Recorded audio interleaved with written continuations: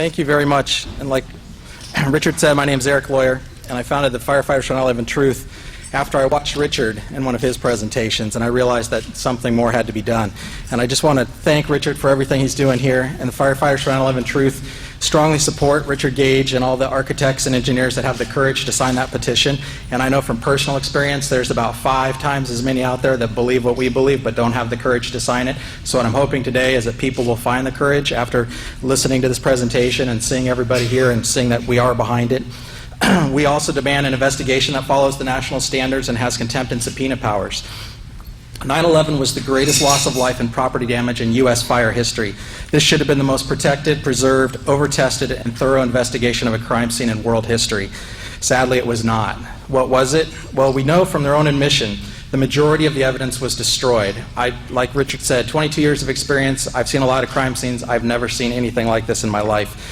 I was out at the site. I saw trucks leaving faster than anywhere I've ever seen, but I accepted it at the time, and for years I accepted it because it was a recovery and rescue operation, and that's normal to have something like that going. Again, we've never seen anything like it, but that was expected. What I didn't know for years, what was going on behind the scenes, was that evidence was being destroyed when it was shipped off. By their own admission, Tower 7 investigation, this investigation at Tower 7 had no physical evidence. How do you investigate a crime when you've destroyed all the evidence? It doesn't make sense. They also admit that they refused to test the explosives, or to test for explosives or residue of thermite. Now, this is what I'm going to go into here just real quickly, is there are national standards for an investigation. That's what all of us are asking for, an investigation that follows national standards and holds people accountable. This manual right here, just so you can see it, is what we call the kind of the Fire Investigation 101. This is the most basic fire investigation manual there. This is for the 2001 edition. This is what should have been referred to, at least. It doesn't have to be followed exactly, but it should have been used as a guideline for the investigation. I'm just going to cover a few of the things that are in here. So NIST violated, and the initial investigators that did not protect the scene violated the most basic of the guidelines. And I'm going to cover 5 of them here. One is the NFPA 9.3.6. It covers spoliation of evidence. Specifically what it reads is, once evidence has been removed from the scene, it should be maintained and not destroyed or altered until the investigation is complete. The steel was melted down prior to the investigation. We know that from their own admission. This is no conspiracy theory stuff. 19.2.4, exotic accelerants. If on the scene you find melted steel or concrete, you should consider the use of exotic accelerants. And they specifically say in the manual, thermite mixtures produce exceedingly hot fires that can account for melted steel and concrete. It also says they leave residues that can be tested for visually and chemically identifiable. Again, they did not test for it. And just put it in perspective, on a routine house fire, if we suspect even the slightest use of an accelerant, we're going to test for it when there's no fatalities, when there's very little property damage. So to not do it on this, there is absolutely no excuse. I can't drive that point home enough. 18.15 is analyze fuel source. All available fuel sources should be considered and eliminated until one fuel can be identified as meeting all the physical damage criteria. For example, if you find pulverized concrete, which we all know there was in all 3 buildings, there was pulverized concrete, the only fuels that can create seeded explosions should be considered.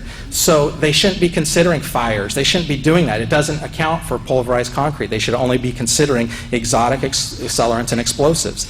19.4.8.2.6, extremism. The terrorist may include fire as but one of a variety of weapons along with explosives used in furthering his or her goal. We know they used them in '93. Why would we not test for them now? There was reports that day, multiple reports, which I'll get into in a second. So they could have put them in the basement. How do we know that unless we test for it? I mean, even if it is the terrorists that they claim they are, we need to test this. 14.3, preservation of the fire scene and physical evidence. We find the following. The cause of a fire explosion is not known until near the end of the investigation. The entire fire scene should be considered physical evidence and should be protected and preserved. It's just over and over. There's so many. You can go to our website, the Firefighters for 9/11 Truth. We have many more of these actual chapters that cover what they should have done that they did not do. So now, by their own admission, in all 3 building collapses, NIST refused to physically test, like Dr. Stephen Jones did, for explosives. This is just unbelievable. And here are their excuses, and I quote, "It is unlikely that 100 pounds of thermite or more could have been carried into World Trade Center 7 and placed around columns without being detected, either prior to September 11th or during that day."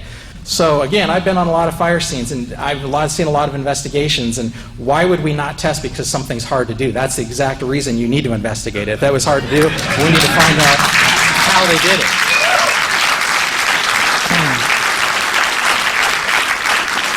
And number 2, NIST excuse. In addition, no blast sounds were heard on the audio tracks of the video recordings during the collapse of World Trade Center 7 or reported by witnesses. That's one of the excuses why they didn't test. Well, apparently they didn't read Chapter 18. 18 is the general definition of explosions. Although an explosion is almost always accompanied by the production of a loud noise, the noise itself is not, in big bold letters, an essential element in the definition of an explosion. The generation and violent escape of gases are the primary criteria of an explosion.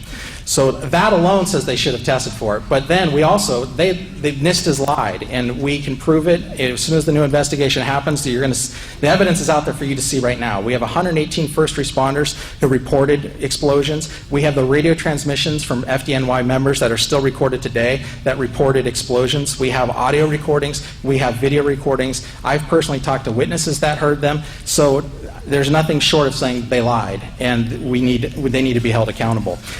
And besides that, like I said, there is no excuse for not testing for explosives. And so at the very least, at the very best, even if you want to believe the official story, this was the most incompetent investigation of all time.